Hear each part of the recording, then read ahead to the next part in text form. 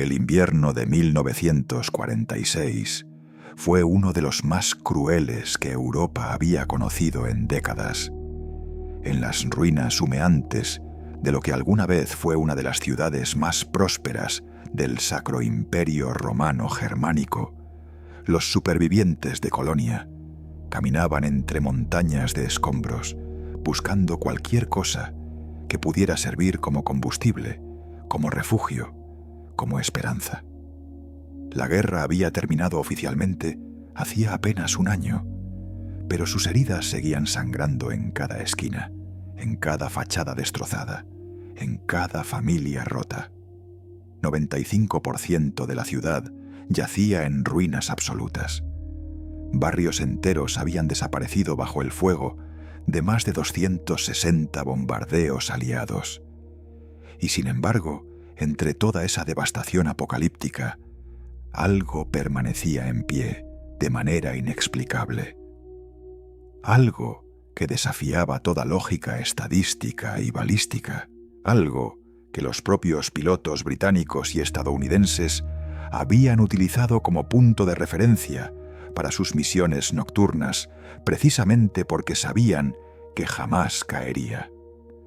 La catedral de Colonia, el Kölner Dom, se alzaba sobre el paisaje lunar de la ciudad como un monumento a algo que nadie podía explicar con certeza. 14 impactos directos de bombas de alto calibre habían golpeado su estructura durante los años de guerra. 14. Y sin embargo, sus torres gemelas de 157 metros seguían apuntando hacia el cielo con una arrogancia arquitectónica que parecía burlarse de toda la tecnología destructiva del siglo XX. Los ingenieros militares aliados que entraron en la ciudad tras su liberación en marzo de 1945 se quedaron atónitos. Según todos los cálculos estructurales conocidos, según todas las tablas de resistencia de materiales, según toda la experiencia acumulada en años de bombardeos estratégicos sobre Alemania, aquella catedral debería haber colapsado. Debería haberse convertido en el mismo polvo que cubría todo a su alrededor. Pero no lo hizo. Y esa fue la primera anomalía que nadie quiso investigar públicamente. La historia oficial nos cuenta que la Catedral de Colonia es una obra maestra del gótico tardío, cuya construcción comenzó en el año 1248 bajo el patrocinio del arzobispo Konrad von Hochstaden. Nos dicen que su edificación se prolongó durante siglos de manera intermitente, deteniéndose en 1560 cuando los fondos se agotaron, dejando la estructura incompleta con una enorme grúa de madera sobre la torre sur, que permanecería allí como símbolo de un proyecto abandonado. Nos cuentan que fue hasta el siglo XIX, en plena fiebre del romanticismo nacionalista alemán, cuando se retomaron los trabajos de completación, finalizando oficialmente en 1880 bajo el reinado del Kaiser Guillermo I. Una historia limpia, ordenada, que encaja perfectamente en los libros de texto y en las guías turísticas. Pero hay otra historia, una que comenzó a escribirse en aquel invierno despiadado de 1946, cuando los equipos de reconstrucción aliados iniciaron una operación que oficialmente tenía como objetivo evaluar los daños estructurales de la catedral y preparar el terreno para su restauración. Una operación que muy pronto se convirtió en algo completamente diferente. Algo que obligó a traer especialistas de lugares tan distantes como Cambridge y el Smithsoniano. Algo que terminó clasificado bajo sellos de seguridad que, según algunos investigadores, permanecen parcialmente vigentes hasta el día de hoy. Los primeros indicios de que algo no cuadraba surgieron durante la segunda semana de excavaciones. El objetivo inicial era simple y mundano: retirar los escombros acumulados en los sótanos de la catedral y evaluar el estado de los cimientos tras los impactos de las bombas. Los ingenieros británicos del Royal Engineers Corps habían establecido un perímetro de trabajo en la zona norte del transepto, donde un impacto de bomba de 450 kilogramos había abierto un cráter considerable en el suelo de la nave lateral. Era trabajo de rutina: remover piedras, clasificar fragmentos arquitectónicos recuperables, apuntalar estructuras debilitadas. Nada que no se hubiera hecho ya en decenas de iglesias bombardeadas por toda Europa. Pero entonces apareció el primer estrato. Wolfgang Mayer era un obrero alemán de 43 años que había sido reclutado para los trabajos de reconstrucción a cambio de raciones alimentarias adicionales para su familia. Décadas después, ya anciano, concedería una única entrevista a un investigador independiente austriaco antes de fallecer, relatando lo que había presenciado aquella mañana de febrero. Según su testimonio, los equipos habían descendido aproximadamente 4 metros por debajo del nivel del suelo actual de la catedral, cuando las palas golpearon algo que no debería estar allí. No era roca madre, no eran cimientos medievales, era un suelo completo, con un pavimento de baldosas hexagonales perfectamente ensambladas, de un material que ninguno de los presentes pudo identificar. Las baldosas tenían un brillo vítreo, casi metálico, y estaban dispuestas en un patrón geométrico que formaba una espiral logarítmica visible solo cuando se contemplaba desde cierta altura. Meyer recordaba con claridad cómo el ingeniero jefe británico, un hombre al que identificó solo como el mayor Harrison, había ordenado detener inmediatamente todos los trabajos y evacuar la zona. Recordaba los rostros de confusión de sus compañeros, las órdenes susurradas entre los oficiales y, sobre todo, recordaba la llegada, apenas 2 días después, de un convoy de vehículos militares que traía consigo a hombres que no vestían uniformes comunes. Hombres con maletines y cámaras y instrumentos que él jamás había visto antes. Lo que vino después fue clasificado como evaluación de daños estructurales de nivel 3, un término burocrático que justificaba el hermetismo absoluto y la restricción de acceso a personal no autorizado. Pero los pocos testimonios que sobrevivieron a aquella purga documental cuentan una historia muy diferente.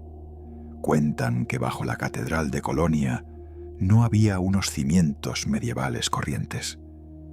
Cuentan que había otra catedral, una catedral invertida, sepultada, que se extendía hacia las profundidades con la misma majestuosidad con la que la estructura visible se elevaba hacia el cielo. Esta afirmación, por supuesto, suena inmediatamente a fantasía, a delirio conspirativo. Pero los registros fotográficos que lograron filtrarse antes del sellado definitivo de la operación muestran algo que no puede explicarse con facilidad. Muestran muros curvados que descienden en espiral. Muestran bóvedas invertidas que no soportan peso, sino que parecen diseñadas para contenerlo. Muestran ventanales con marcos intactos, sepultados bajo metros de tierra compactada, orientados hacia abajo, hacia una oscuridad que las linternas de la época no podían penetrar completamente. ¿Cómo podía existir una estructura así debajo de un edificio cuya historia conocemos supuestamente desde su primera piedra? Los libros de historia nos dicen que antes de la catedral gótica existió una catedral románica, construida en el siglo IX, y antes de ella una iglesia carolingia del siglo VI. Nos hablan de capas arqueológicas ordenadas y comprensibles, de una progresión lógica de templos superpuestos como las páginas de un libro.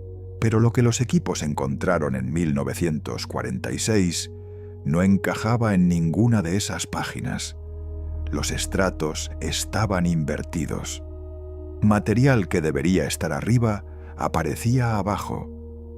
Construcciones que, según la cronología oficial, deberían ser posteriores se encontraban sepultadas bajo estructuras supuestamente más antiguas. Era como si alguien hubiera tomado la línea temporal y la hubiera retorcido hasta romperla. El mayor Harrison, si es que ese era su nombre real, escribió un informe preliminar fechado el 23 de febrero de 1946, que durante décadas se creyó perdido hasta que fragmentos del mismo aparecieron en una subasta de documentos militares desclasificados en Londres a principios de los años 90. En ese informe, Harrison describía con lenguaje técnico, pero perceptiblemente perturbado, lo que llamaba una inversión estratigráfica imposible de explicar mediante procesos geológicos o antrópicos conocidos. Describía muros de más de 3 metros de espesor, construidos con una técnica de fusión de piedra caliza que no correspondía a ningún método medieval documentado. Describía canales internos dentro de esos muros, conductos huecos que parecían diseñados para transportar algo, aunque no podía determinarse qué. Y describía con particular inquietud la presencia de símbolos grabados en las superficies internas de esas estructuras subterráneas. Símbolos que no pertenecían al repertorio iconográfico cristiano. Símbolos que algunos de los especialistas traídos posteriormente identificarían tentativamente como relacionados con sistemas de notación matemática avanzada, lo que Harrison no escribió en su informe, pero sí mencionó en cartas personales a su esposa, que serían descubiertas póstumamente por su nieto. Era su sensación de que lo que habían encontrado no era simplemente una estructura enterrada, era una estructura deliberadamente ocultada. Había evidencia de rellenos intencionales, de sellados sistemáticos, de un esfuerzo coordinado por sepultar aquello bajo toneladas de tierra y escombros.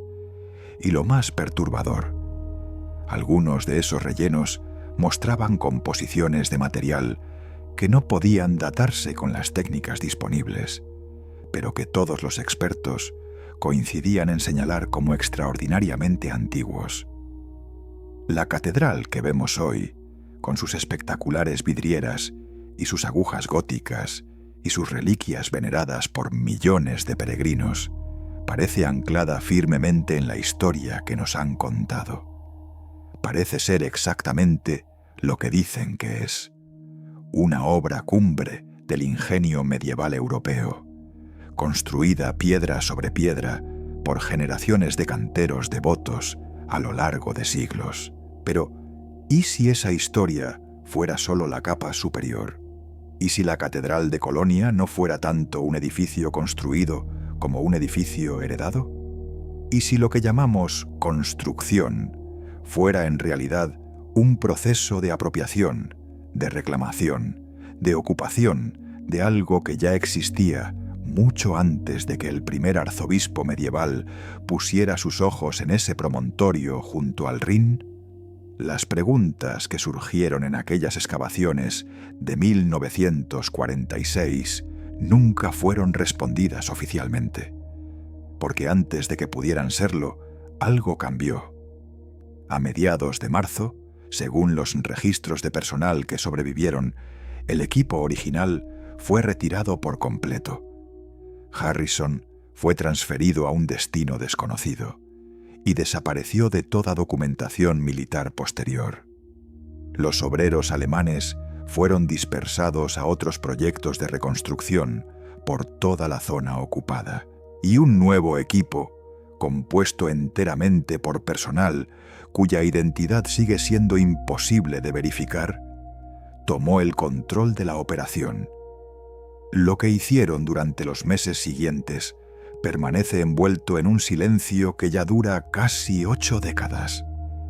Lo único que sabemos con certeza es que cuando las excavaciones concluyeron oficialmente, a finales de 1946, los sótanos de la catedral habían sido rellenados.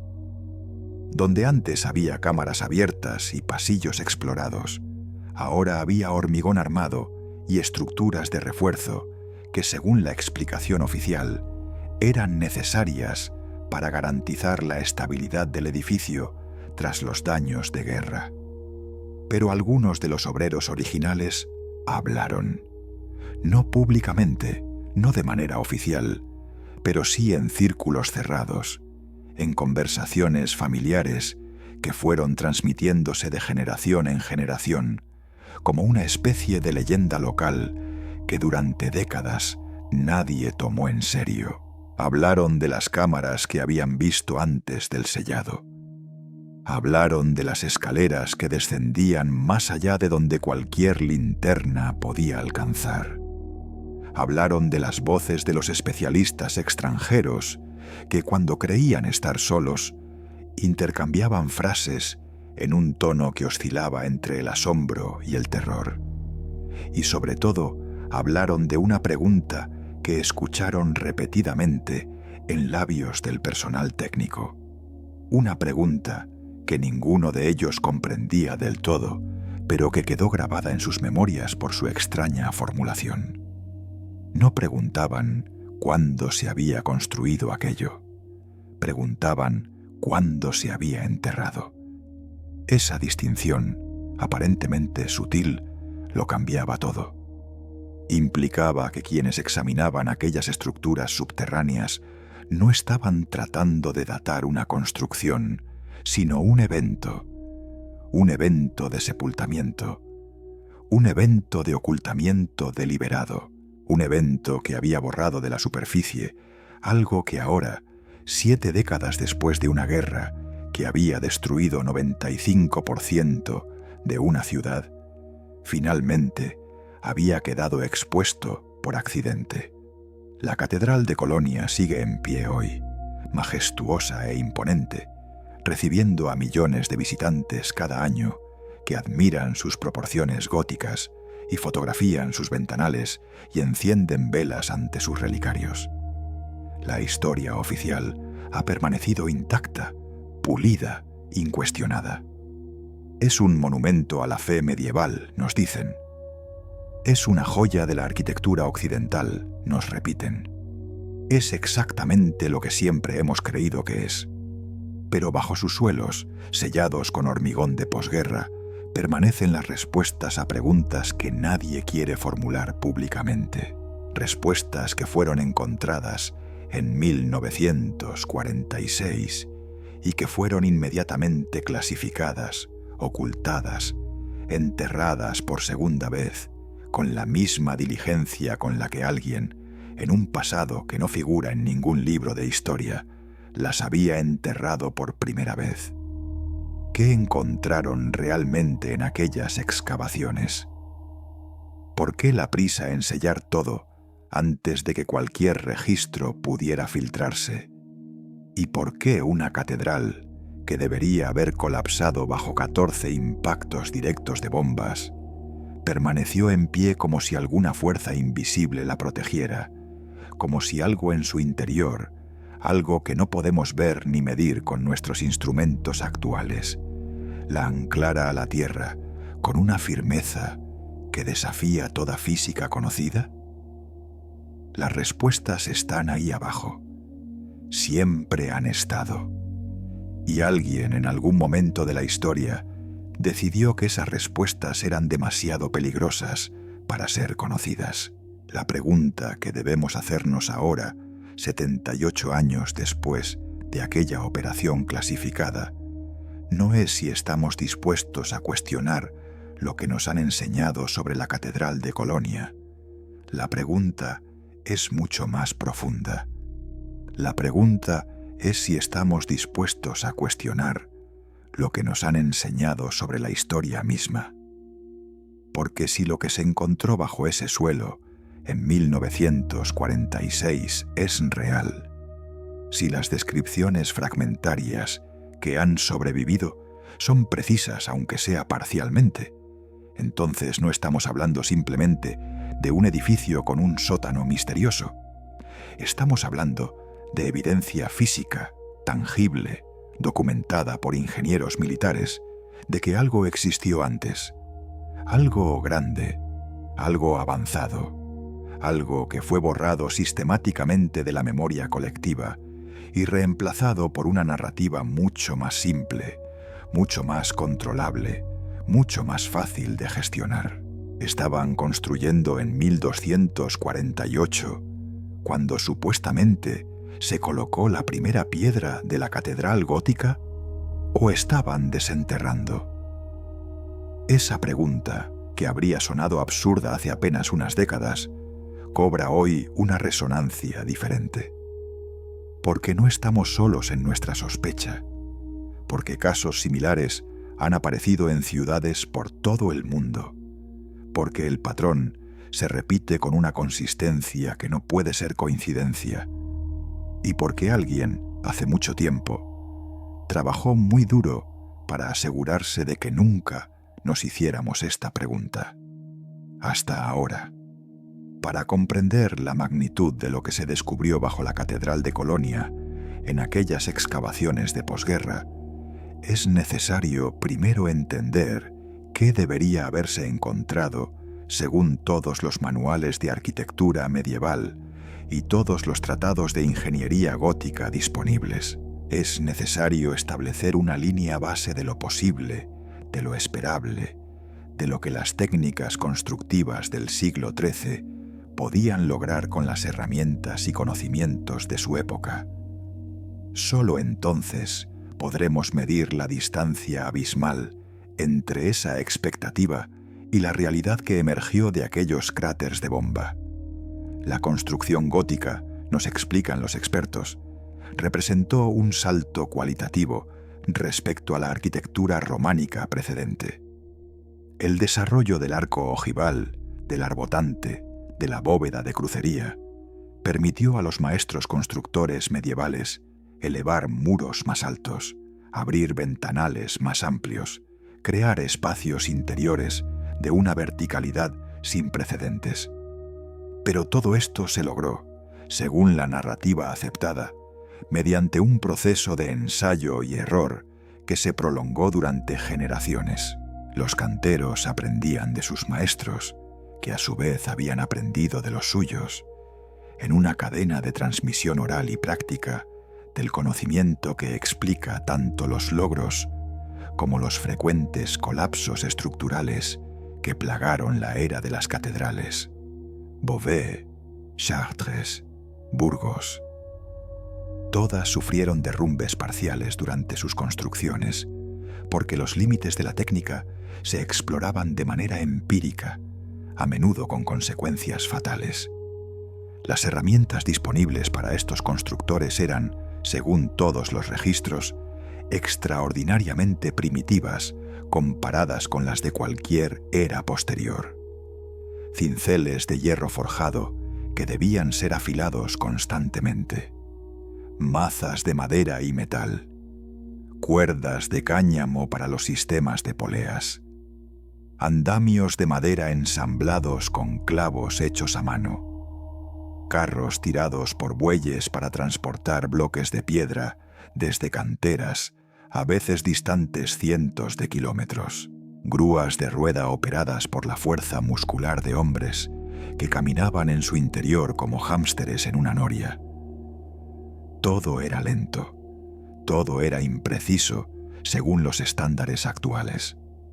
Todo requería ejércitos de trabajadores durante décadas, a veces siglos, para completar una sola estructura. Los cimientos de estas catedrales góticas, la parte que quedaba enterrada bajo tierra y que nadie vería jamás, excepto durante su construcción, eran por necesidad la parte más tosca de toda la obra. Piedras irregulares unidas con mortero de cal, muros macizos sin adornos ni precisión geométrica más allá de la necesaria para soportar el peso de lo que vendría encima. Zanjas excavadas a mano, rellenadas con escombros compactados, niveladas de manera aproximada mediante plomadas y niveles de agua rudimentarios. Esta es la realidad material que cualquier excavación arqueológica en una catedral gótica auténtica debería revelar. Y es exactamente lo que no apareció bajo el Kölner Dom. Los fragmentos del informe Harrison, que sobrevivieron a la purga documental de posguerra, contienen descripciones técnicas que, leídas con conocimiento de ingeniería moderna, resultan profundamente perturbadoras. Harrison era un ingeniero militar con experiencia en demoliciones y evaluación estructural, un hombre entrenado para analizar edificios con frialdad técnica, sin romanticismos ni misticismos. Y sin embargo, su lenguaje en esos informes traiciona una perplejidad que trasciende lo profesional. En un pasaje fechado el 2 de marzo de 1946, Harrison describe lo que él denomina el estrato vitrificado, una capa de material que apareció a aproximadamente 6 metros de profundidad, significativamente por debajo del nivel que se había alcanzado en las primeras excavaciones. Este estrato, según sus palabras, presentaba características de fusión térmica incompatibles con cualquier tecnología de construcción conocida anterior al siglo XX. Lo que Harrison estaba describiendo, traducido a términos actuales, era piedra que había sido sometida a temperaturas superiores a los 1500 grados centígrados. Temperaturas que habrían requerido hornos industriales que no existirían hasta la Revolución Industrial, 6 siglos después de la supuesta construcción de la catedral gótica. Pero no era simplemente piedra fundida al azar, como la que podría producir un incendio accidental o un bombardeo. Era piedra fundida con precisión. Los bordes de los bloques en este estrato inferior mostraban lo que Harrison llamó cortes de separación angular perfecta, superficies tan lisas y geométricamente exactas que parecían haber sido cortadas con sierra, excepto que ninguna sierra conocida podía cortar piedra de esa dureza con esa precisión en 1946, y mucho menos en el siglo XIII.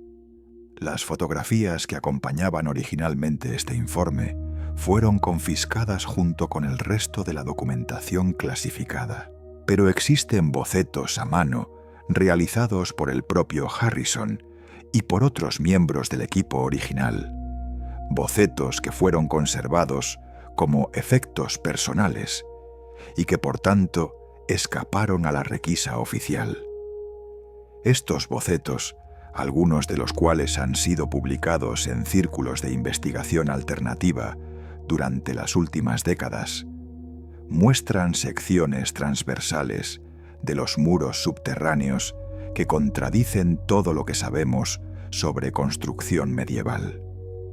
En lugar de los muros macizos y homogéneos que caracterizan cualquier cimentación gótica documentada, los bocetos revelan estructuras estratificadas con capas alternas de materiales diferentes. Una capa exterior de lo que parece ser piedra caliza convencional. Una capa intermedia de un material oscuro que Harrison identificó tentativamente como basalto tratado, sin poder explicar cómo se había logrado tal tratamiento. Y una capa interior, la más inquietante de todas, de un material que los técnicos no pudieron clasificar en absoluto. En las notas al margen de uno de estos bocetos, alguien escribió, con letra apresurada, una palabra seguida de signos de interrogación. ¿Cerámica metálica? Era un término que en 1946 apenas existía en vocabularios técnicos, que describía materiales compuestos que no se producirían industrialmente hasta décadas después. Y dentro de estos muros estratificados, los canales. Harrison los mencionó brevemente en su informe oficial, pero sus bocetos personales los muestran con mucho mayor detalle. Conductos huecos de sección circular perfecta que recorrían el interior de los muros siguiendo patrones que no eran aleatorios. Algunos ascendían verticalmente, otros describían espirales, otros se ramificaban en ángulos específicos que, según análisis posteriores realizados por investigadores independientes sobre copias de estos bocetos, correspondían con precisión matemática a proporciones áureas y secuencias de Fibonacci. ¿Para qué servían estos canales? Esa pregunta quedó formulada pero nunca respondida en la documentación superviviente. La explicación más inmediata, que podrían ser conductos de ventilación o drenaje, no resiste el más mínimo análisis. Los conductos de ventilación medievales, cuando existían, eran simples aberturas toscas. Los sistemas de drenaje seguían la pendiente natural del terreno. Ninguno de los dos requeriría la precisión geométrica documentada en estos canales, ni su disposición en patrones matemáticamente complejos.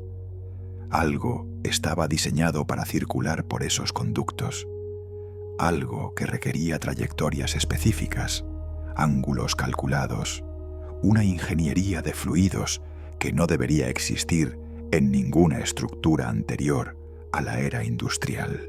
Pero quizás el elemento más desconcertante de todos los descubiertos en aquellas excavaciones no fue arquitectónico, sino material.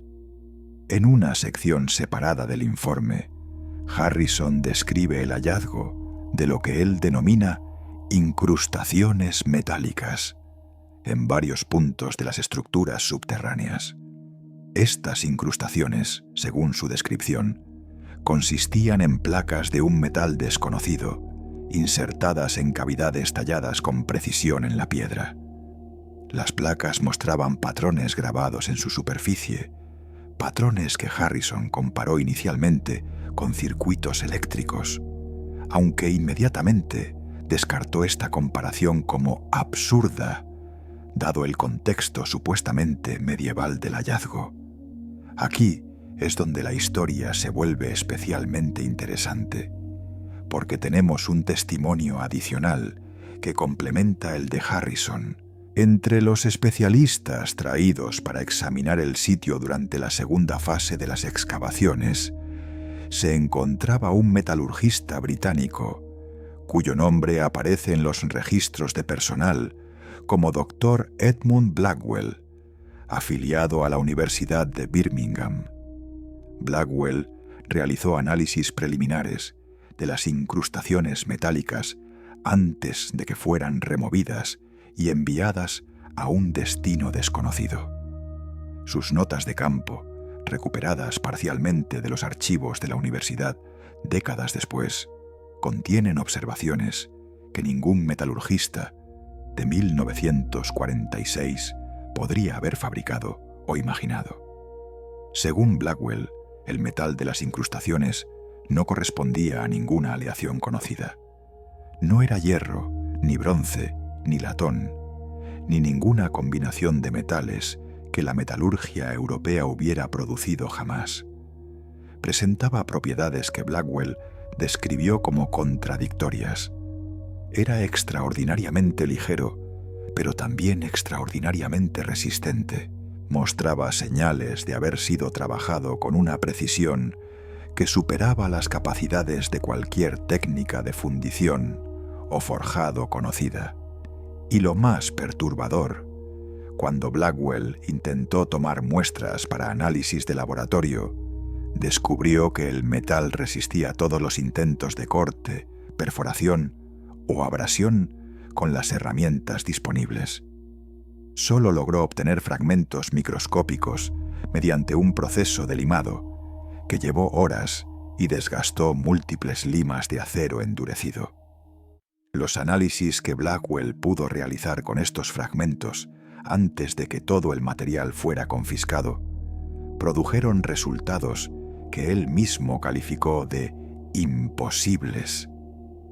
La estructura cristalina del metal no se correspondía con ningún patrón de solidificación natural. Las impurezas que toda aleación metálica contiene por necesidad estaban completamente ausentes. Era como si el metal hubiera sido fabricado átomo por átomo, con una pureza que solo la tecnología de semiconductores lograría aproximar décadas después, y aún así de manera imperfecta. En una carta personal a un colega de Cambridge, fechada el 15 de abril de 1946, carta que sobrevivió en los archivos personales del destinatario, Blackwell escribió una frase que resume la perplejidad de todos los que participaron en aquellas excavaciones. O bien nuestra comprensión de la historia metalúrgica es completamente errónea, o bien alguien, en algún momento, tuvo acceso a conocimientos que nosotros apenas comenzamos a vislumbrar. Blackwell desapareció de los registros académicos poco después de enviar esta carta. Su afiliación a Birmingham terminó abruptamente en mayo de 1946 y no existe documentación de ninguna posición académica posterior. Algunos investigadores han intentado rastrear su destino sin éxito. Es como si, al igual que Harrison, hubiera sido absorbido por el mismo vacío, clasificado, que consumió toda la operación. Pero las anomalías materiales no eran las únicas. Existían también las anomalías geométricas, quizás más difíciles de explicar, pero igualmente documentadas. Los planos preliminares, elaborados durante las primeras semanas de excavación, antes de que el hermetismo se impusiera completamente, muestran una disposición espacial de las estructuras subterráneas que desafía toda lógica arquitectónica convencional. La catedral gótica visible, la que millones de turistas fotografían cada año, sigue el plano cruciforme típico del cristianismo medieval occidental, una nave central orientada este-oeste, un transepto norte-sur, un coro y un ábside en el extremo oriental. Es una geometría religiosa, simbólica, que replica el cuerpo de Cristo crucificado y orienta al fiel hacia Jerusalén. Pero las estructuras subterráneas, según los planos supervivientes, no seguían esta geometría en absoluto. Seguían un patrón completamente diferente, un patrón que algunos analistas contemporáneos han identificado como radial espiral, con cámaras dispuestas en anillos concéntricos que descendían en una espiral logarítmica hacia un punto central situado no bajo el altar mayor, como cabría esperar, sino bajo un punto aparentemente insignificante del suelo de la nave lateral norte.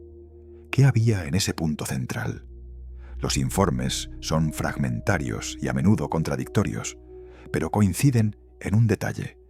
Existía un pozo.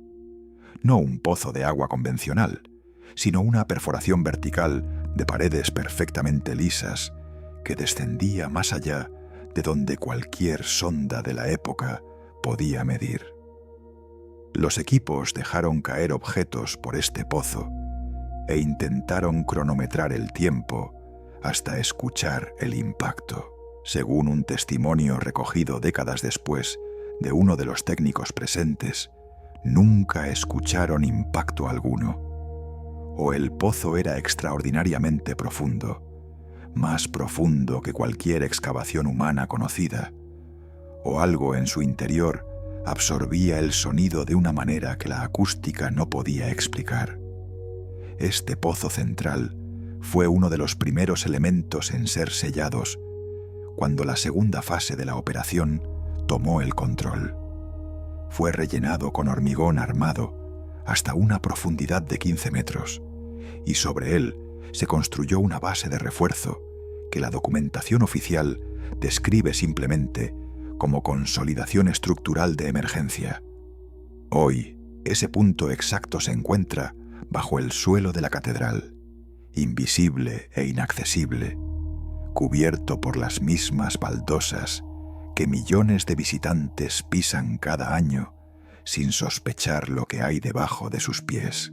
Las fotografías de la época, las pocas que han sobrevivido en archivos privados y colecciones de investigadores, muestran algo más que añade otra capa de misterio a este enigma.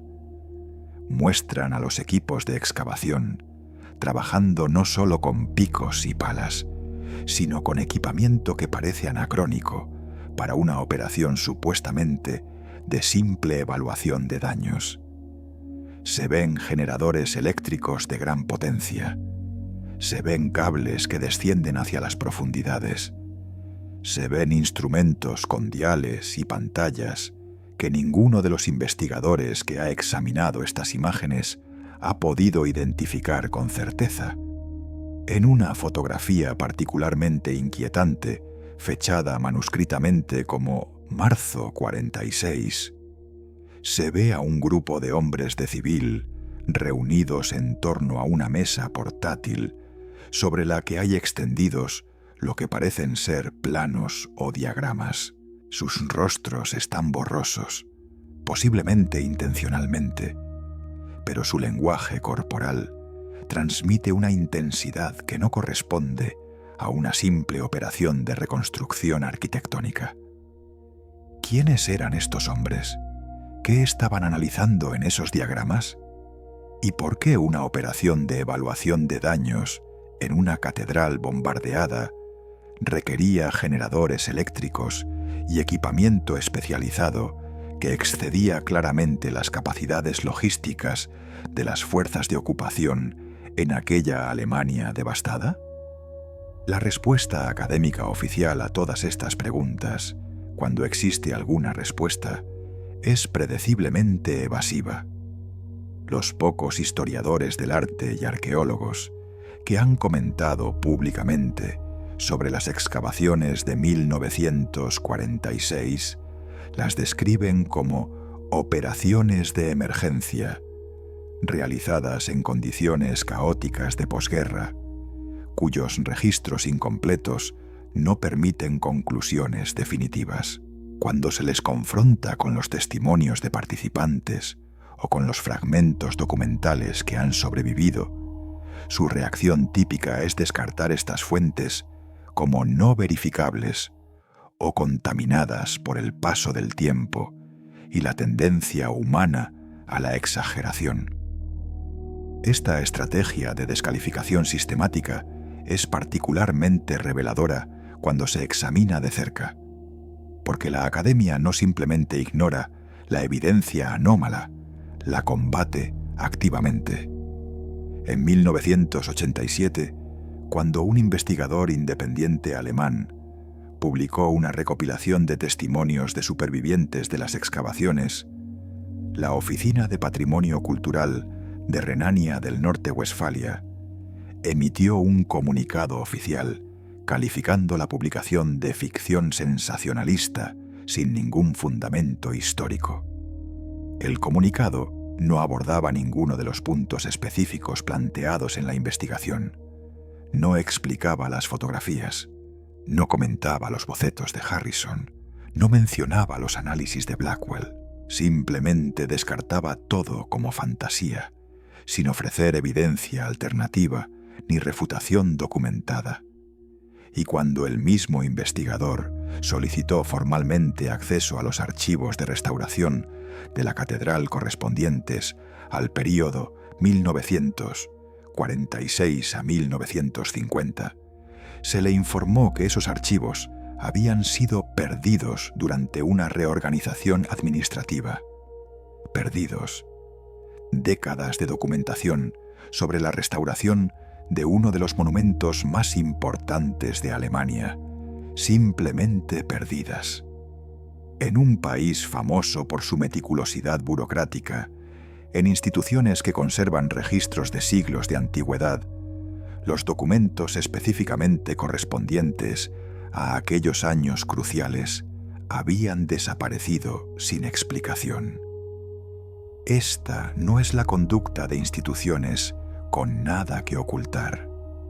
Esta es la conducta de instituciones que protegen un secreto. Y cuando múltiples instituciones, en múltiples países, exhiben el mismo patrón de evasión y ocultamiento respecto al mismo evento, la coincidencia deja de ser plausible. Los análisis independientes que se han realizado sobre los materiales fragmentarios que lograron escapar a la confiscación original plantean más preguntas de las que responden. Un fragmento diminuto de lo que se cree que era una de las incrustaciones metálicas, conservado durante décadas por la familia de un obrero alemán que lo guardó como recuerdo antes de que la seguridad se volviera impenetrable, fue sometido a espectroscopía en un laboratorio privado suizo en 2015. Los resultados, publicados en una revista de metalurgia alternativa, que naturalmente fue ignorada por la comunidad científica mainstream, revelaron una composición que incluía elementos en proporciones que no se encuentran en ninguna aleación producida industrialmente, y que además mostraba isótopos de ciertos elementos en ratios que no corresponden a ningún mineral terrestre conocido. Este último detalle fue el más controvertido y el más ignorado. Si los ratios isotópicos de un material no corresponden a los patrones terrestres, solo existen dos explicaciones posibles. O el análisis estaba contaminado o era erróneo, o el material no era de origen terrestre. La primera explicación es la que prefiere la ciencia oficial. La segunda es la que nadie quiere siquiera considerar. Pero quizás la evidencia más perturbadora no proviene de análisis de laboratorio, ni de fotografías clasificadas, ni de testimonios de ancianos. Proviene de la propia catedral, visible hoy para cualquiera que sepa mirar. ¿Por qué existen anomalías arquitectónicas en la estructura visible del Kölner Dom que los guías turísticos nunca mencionan y que los libros de historia prefieren ignorar? Los grandes ventanales de la catedral, por ejemplo, muestran un corte de piedra en sus marcos que los maestros vidrieros modernos consideran inexplicable con técnicas medievales. Los ángulos son demasiado precisos. Las curvas son demasiado perfectas. No existe evidencia de las marcas de cincel que deberían estar presentes si estas piedras hubieran sido talladas a mano. Los expertos oficiales atribuyen esto a técnicas artesanales perdidas o a restauraciones posteriores. Pero los análisis petrográficos muestran que muchas de estas piedras son originales, no reemplazos modernos. Las proporciones generales del edificio, cuando se analizan matemáticamente, revelan una coherencia geométrica que excede lo que cualquier maestro constructor medieval podría haber calculado sin herramientas de cálculo avanzadas. No son aproximaciones a la proporción áurea, como ocurre en muchos edificios históricos, donde los constructores utilizaban reglas empíricas heredadas. Son implementaciones exactas, con márgenes de error de milímetros en estructuras de decenas de metros.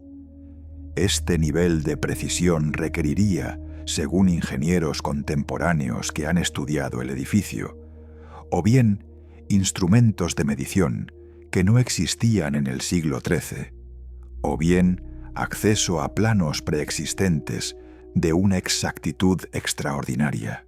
¿De dónde venían esos planos? ¿Quién los había elaborado?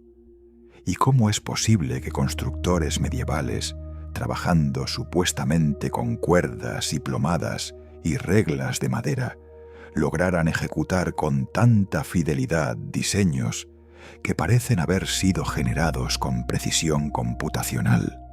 La respuesta que nadie quiere dar, pero que la evidencia susurra con creciente insistencia, es que quizás no los elaboraron en absoluto. Quizás los encontraron. Quizás la catedral gótica que vemos hoy no es tanto una construcción nueva como una reconstrucción, una reapropiación, una copia superficial edificada sobre y alrededor de algo mucho más antiguo que ya existía en ese lugar, algo que fue parcialmente desenterrado, parcialmente comprendido y parcialmente replicado por constructores medievales que no entendían completamente lo que estaban imitando. Esta hipótesis explicaría las anomalías encontradas en 1946. Explicaría por qué bajo los cimientos góticos aparecieron estructuras de una sofisticación tecnológica superior. Explicaría los materiales imposibles, los canales internos, las incrustaciones metálicas, el pozo central sin fondo aparente. Explicaría la geometría radial espiral, que no tiene nada que ver con el simbolismo cristiano, pero que podría corresponder a principios de ingeniería que apenas comenzamos a redescubrir. Y sobre todo, explicaría por qué alguien se tomó tantas molestias en enterrar todo esto una segunda vez, con hormigón moderno, apenas unos meses después de haberlo descubierto. Porque si lo que había bajo la Catedral de Colonia era evidencia de una civilización anterior más avanzada tecnológicamente que la nuestra, una civilización cuya existencia misma contradice toda la narrativa histórica sobre la que se construye nuestra comprensión del mundo, entonces su revelación pública no habría sido simplemente un escándalo arqueológico, habría sido el colapso de un paradigma entero. Habría obligado a reescribir no solo la historia de una catedral, sino la historia de la humanidad misma. Y en 1946, en una Europa destruida que intentaba reconstruir no solo sus ciudades, sino también su sentido de identidad y propósito, esa revelación habría sido considerada inaceptable por quienes controlaban el flujo de información. Así que enterraron la evidencia. Literalmente.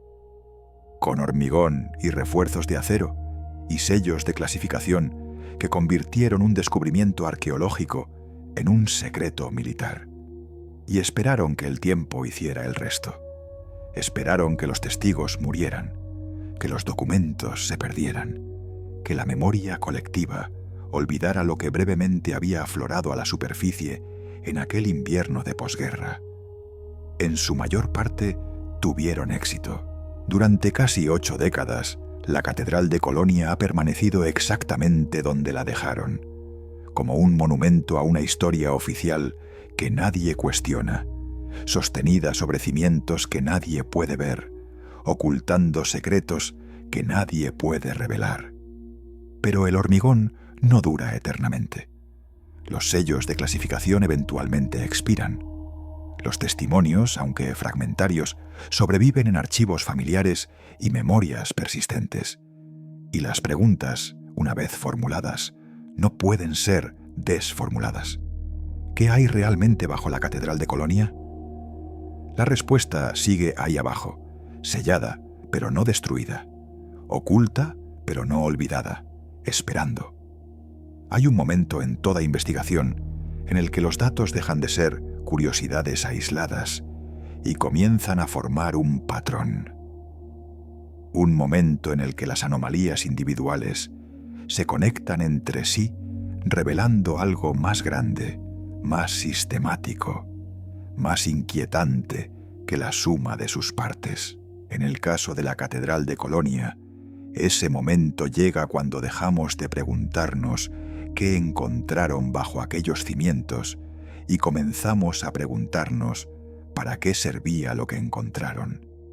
Porque una vez que formulamos esa pregunta, la naturaleza misma de la investigación cambia. Dejamos el terreno de la arqueología y entramos en un territorio mucho más oscuro. Un territorio donde la tecnología perdida se encuentra con el poder contemporáneo, donde el conocimiento antiguo amenaza estructuras modernas y donde el acto de enterrar evidencia deja de ser negligencia y se convierte en política deliberada.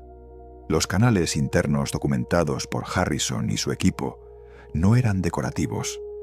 Esta conclusión, aunque obvia para cualquiera que examine los bocetos supervivientes con ojos de ingeniero, fue aparentemente la primera que alcanzaron los especialistas traídos durante la segunda fase de las excavaciones.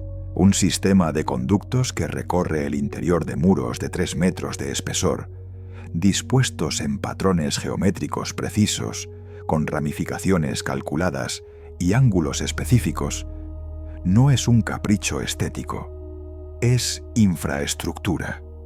Es un sistema diseñado para transportar algo desde un punto de origen hasta múltiples puntos de destino. La pregunta es, ¿qué transportaba? Las respuestas convencionales se descartan rápidamente cuando se examinan los detalles. No era agua, los conductos no seguían pendientes gravitacionales y carecían de las marcas de erosión o depósitos minerales que cualquier sistema hidráulico antiguo habría acumulado. No era aire, las secciones eran demasiado pequeñas y los recorridos demasiado tortuosos para una ventilación eficiente. No eran conductos de humo o calefacción. No existían las marcas de hollín ni las conexiones a hogares o calderas que serían necesarias. Lo que transportaban estos canales no era materia en ninguno de sus estados convencionales. Existe un testimonio, recogido en 1973, por un investigador holandés, cuyo trabajo permanece en gran medida inédito, que arroja una luz perturbadora sobre esta cuestión. El testimonio proviene de un hombre identificado solo como Herr K., quien afirmaba haber sido uno de los técnicos alemanes reclutados para la segunda fase de las excavaciones, la fase clasificada que comenzó tras la remoción del equipo original de Harrison. Según Herr K., los especialistas que llegaron en aquellos convoyes de vehículos sin identificación no eran arqueólogos ni historiadores del arte. Eran físicos, eran ingenieros eléctricos, eran expertos en campos que un técnico de mantenimiento como él no comprendía completamente, pero que reconocía por el tipo de equipamiento que traían consigo. Herr K. describió escenas que parecen sacadas de una novela de ciencia ficción, pero que él relataba con la monotonía de quien recuerda simples hechos laborales. Describió cables conectados a las incrustaciones metálicas de los muros subterráneos. Describió instrumentos de medición con agujas que se movían de maneras que provocaban exclamaciones de asombro entre los especialistas. Describió órdenes de mantener silencio absoluto durante ciertos experimentos, cuya naturaleza nunca le fue explicada. Y describió, con particular claridad, el momento en que presenció algo que cambió su comprensión de lo que estaban haciendo en aquel lugar. Según su relato, durante una de las sesiones de medición, en las cámaras más profundas, uno de los físicos conectó un cable a una de las incrustaciones metálicas, mientras otro ajustaba lo que parecía ser un generador portátil. Cuando el generador fue activado, las incrustaciones metálicas comenzaron a emitir un brillo tenue. No luz en el sentido convencional, sino un resplandor que Herr K. describió como frío y que parecía emanar del interior del metal hacia afuera. Al mismo tiempo, el aire en la cámara se volvió denso, cargado con algo que provocaba un hormigueo en la piel y un zumbido grave que se sentía más en el pecho que en los oídos. Los instrumentos de medición se volvieron erráticos, y entonces, tan abruptamente como había comenzado, todo se detuvo cuando uno de los especialistas desconectó apresuradamente el equipo, visiblemente perturbado por lo que había ocurrido. Herr K. no comprendía la física detrás de lo que había presenciado, pero comprendía perfectamente la reacción de quienes sí la comprendían. Vio miedo en sus rostros, vio excitación mezclada con terror. Y escuchó, fragmentariamente, conversaciones en inglés, y en lo que él creía era ruso, que incluían términos como campo resonante, frecuencia armónica, y una frase que se le quedó grabada, aunque no entendiera su significado. La red sigue activa. ¿Qué significa que una red siga activa bajo los cimientos de una catedral supuestamente construida en el siglo XIII? ¿Qué tipo de red podría permanecer funcional después de siglos, posiblemente milenios, de enterramiento? Y sobre todo, ¿qué tipo de energía podría alimentar esa red sin ninguna fuente de poder visible, sin combustible, sin conexión a nada que la tecnología de 1946 pudiera identificar? Las incrustaciones metálicas que Blackwell había intentado analizar antes de ser apartado del proyecto comienzan a adquirir un significado diferente bajo esta luz. No eran decorativas ni simbólicas, eran componentes, eran nodos de un sistema, eran lo que en terminología moderna llamaríamos interfaces o conectores, puntos donde algo podía ser introducido o extraído de la estructura. La resistencia extraordinaria del metal a cualquier intento de corte o perforación, su composición química anómala, sus ratios isotópicos no terrestres. Todo esto cobra sentido si consideramos que no estamos ante materiales de construcción convencionales, sino ante componentes de una tecnología diseñada para perdurar indefinidamente y resistir cualquier intento de modificación no autorizado. El pozo central, aquel conducto vertical de paredes perfectamente lisas que descendía hacia profundidades que nadie pudo medir, adquiere también un nuevo significado.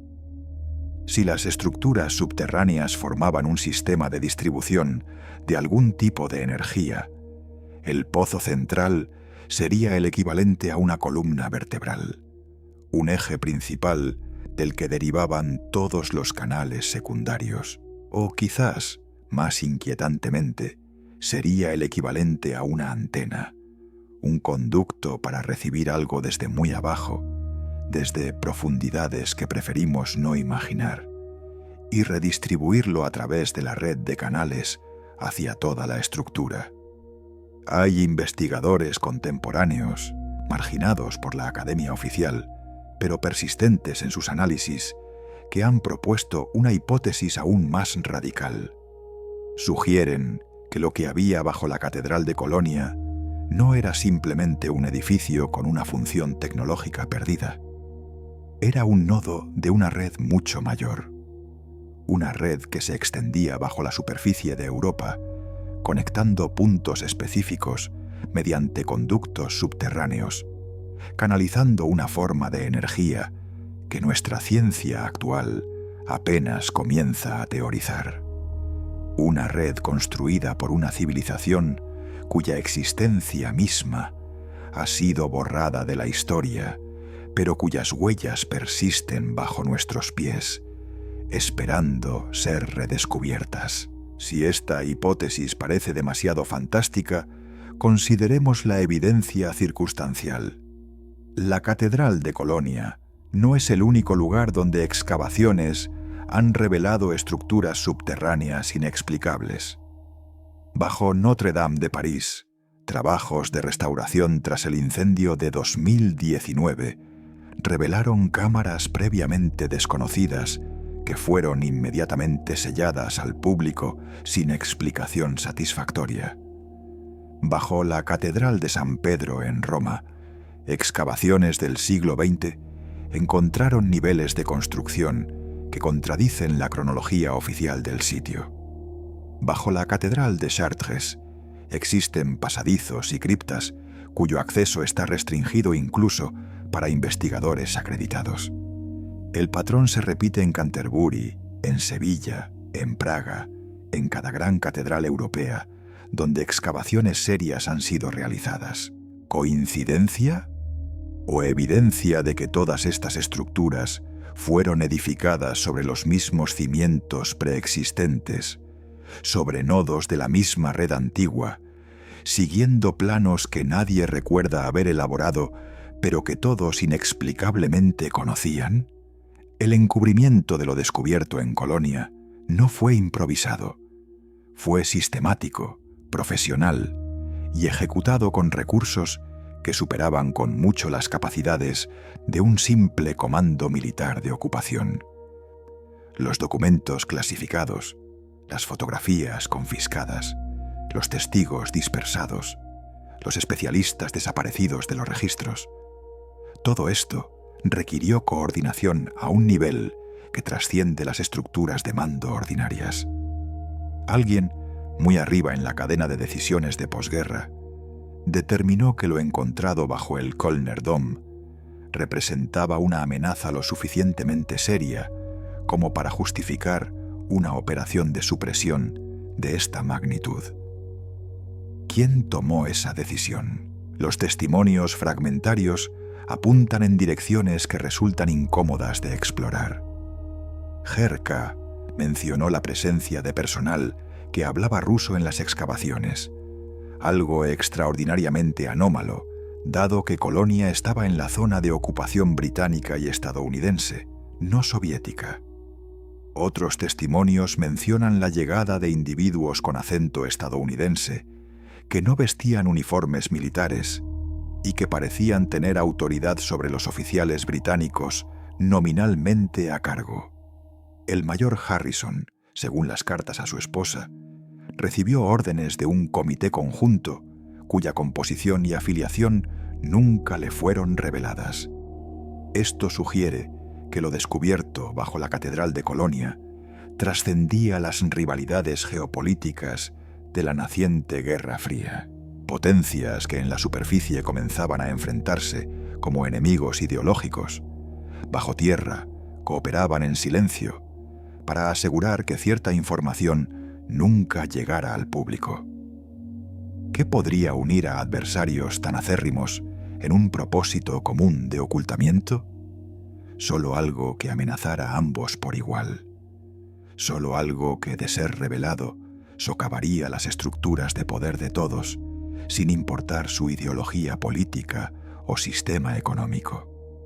El conocimiento de que nuestra civilización no es la primera, de que existió otra anterior más avanzada tecnológicamente, de que vivimos en las ruinas reconstruidas de algo que fue deliberadamente destruido y olvidado.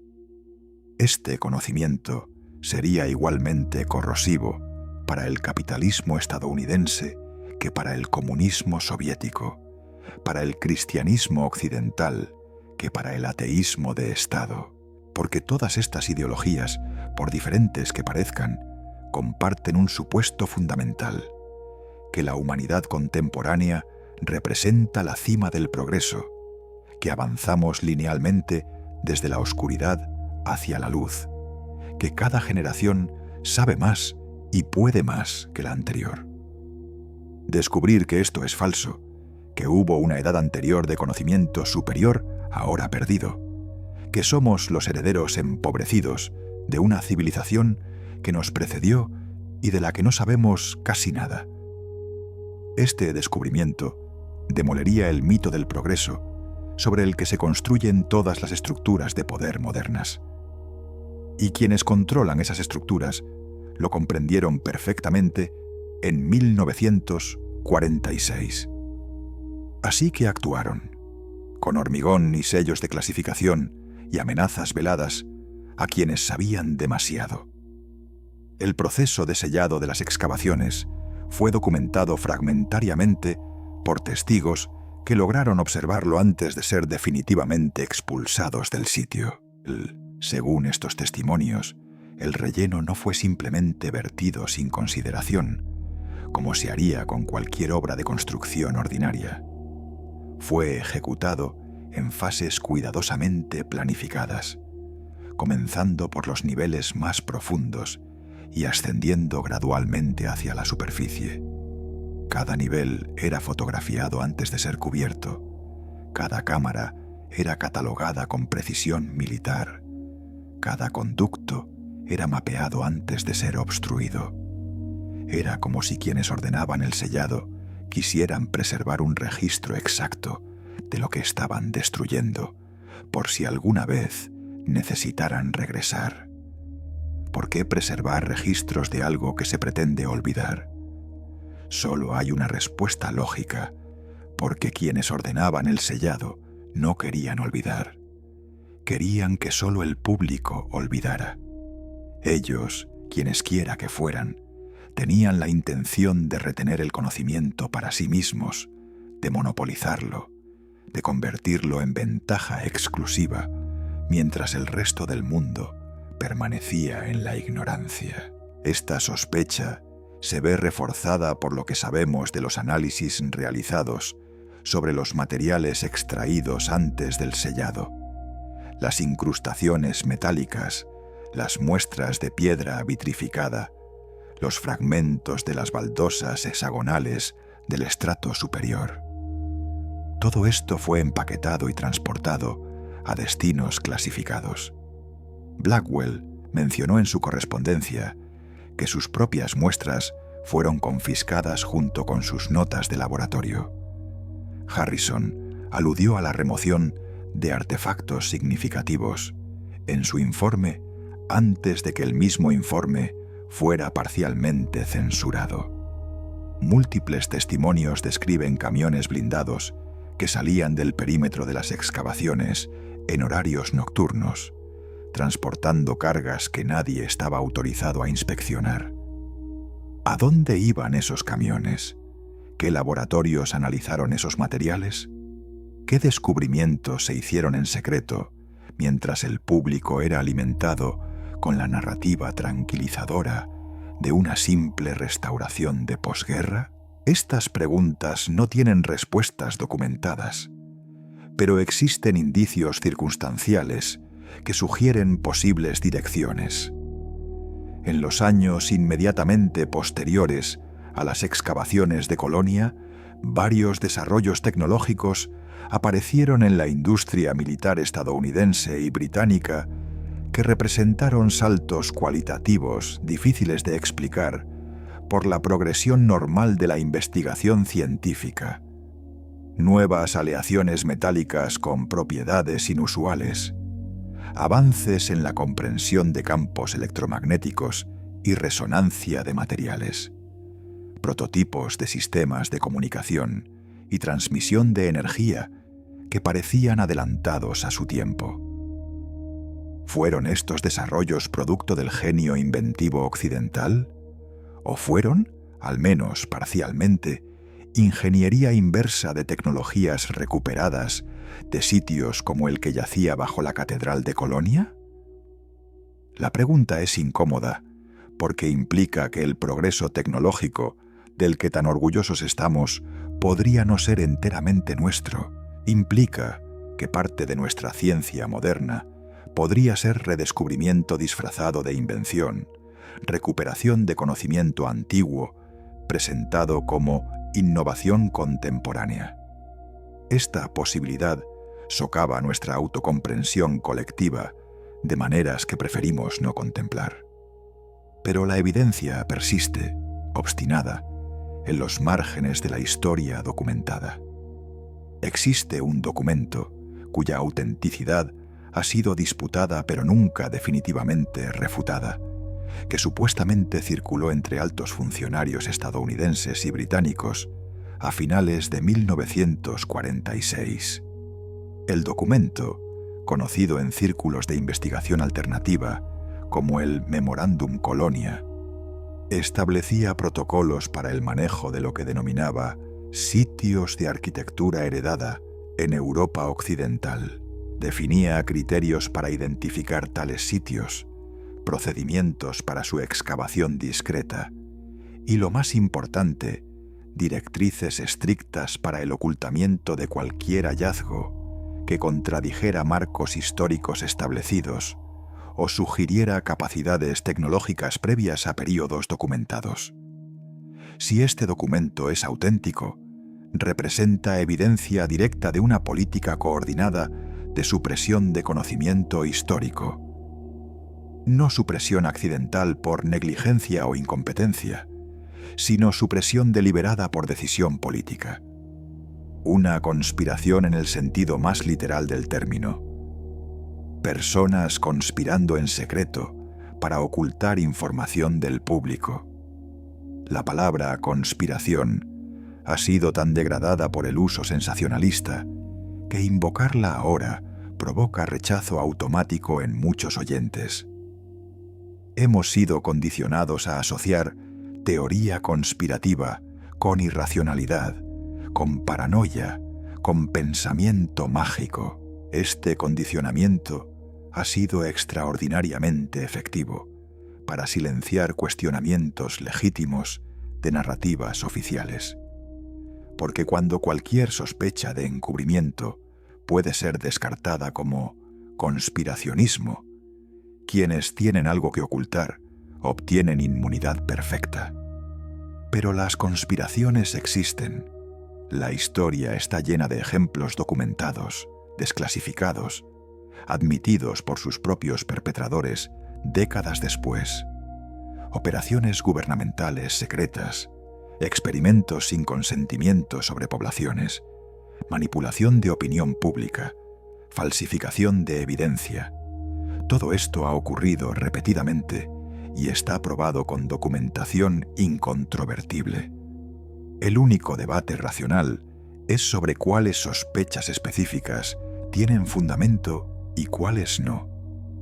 No sobre si los gobiernos y otras estructuras de poder son capaces de conspiraciones masivas, porque claramente lo son.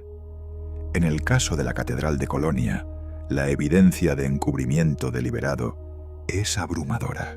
Documentos que desaparecen, testigos que son silenciados, especialistas que se evaporan de los registros, sitios que son sellados con hormigón antes de que puedan ser estudiados adecuadamente, instituciones que rechazan solicitudes de información sin explicación, académicos que son marginados por hacer las preguntas incorrectas.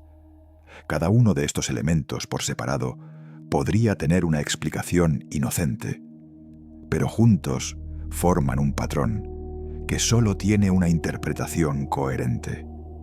Alguien no quiere que sepamos lo que hay bajo esa catedral, y ese alguien tiene el poder para asegurar que no lo sepamos. La pregunta que queda es ¿por qué? ¿Por qué tanto esfuerzo en ocultar estructuras antiguas, por sofisticadas que fueran? ¿Qué peligro real representaría para los poderes contemporáneos que el público supiera que existió una civilización anterior más avanzada? Hay varias respuestas posibles, y quizás todas son parcialmente correctas. La primera es ideológica. Como mencionamos, el mito del progreso es fundamental para las estructuras de poder modernas.